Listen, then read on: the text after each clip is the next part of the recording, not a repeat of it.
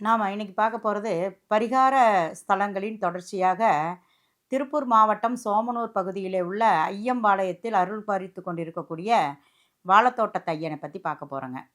சின்னையன் அப்படிங்கிறவர் ஒருத்தர் ஒரு வாழைத்தோப்பு குத்தகைக்கு எடுத்து அவங்க அந்த விவசாயம் பண்ணி கொண்டு இருக்கும்போது ஒரு நாள் இரவு ஒரு சித்தர் கனவுல வராரு. சித்தர் கனவுல வந்தவர் அப்புறம் கொஞ்ச நாள் கழித்து நேர்லேயே வராங்க. நேர்லேயே ஒரு முதியவர் வேடத்தில் இந்த விஷக்கடிகளுக்கான நஞ்சு அறுக்கக்கூடிய ஒரு மந்திரத்த சின்னையனுக்கு உபதேசம் பண்ணுறாங்க. அப்படி அங்கே இருக்கக்கூடிய சுற்றி இருக்கக்கூடிய விவசாயம் பண்ணக்கூடிய இடத்துல இருக்கக்கூடிய விஷப்பூச்சிகள் கடித்தா இவர் சின்னையங்கிட்ட தான் எல்லாருமே மருந்து வாங்கிக்குவாங்க. அவர் சொல்லக்கூடிய மூலிகைகளை வச்சு குணப்படுத்திகிட்டு இருந்தாங்க. அப்படி பார்க்கும்போது ஒரு நாள் ஒரு பசுமாடு முட்டி சின்னையன் அப்படின்னு சொல்கிறக்கூடியவங்க அந்த இடத்துலையே காலமாயிட்டாங்க. இப்போ சின்னையன் கோயில் அந்த இடத்துல தான் இருக்கிறதா ஒரு சாரார் சொல்லிகிட்ருக்குறாங்க.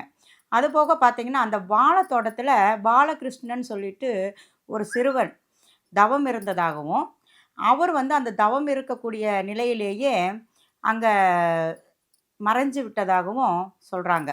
இப்போ இந்த விஷக்கடிகளுக்கெல்லாம் மருந்து கொடுத்து கொண்டு இருக்கக்கூடிய இதில் தோல் நோய் இருந்தாலும் கூட அந்த கோயிலுக்கு போய் அங்கே இருக்கக்கூடிய குளத்தில் நீராடி நம்ம அங்கே ஒரு நைட்டு தங்கி அங்கே கொடுக்கக்கூடிய தீர்த்தத்தை பருகிட்டு ஒரு நைட்டு தங்கி இருந்தோம் அப்படின்னா கண்டிப்பாக அந்த தோல் நோயும் குணமாகுது.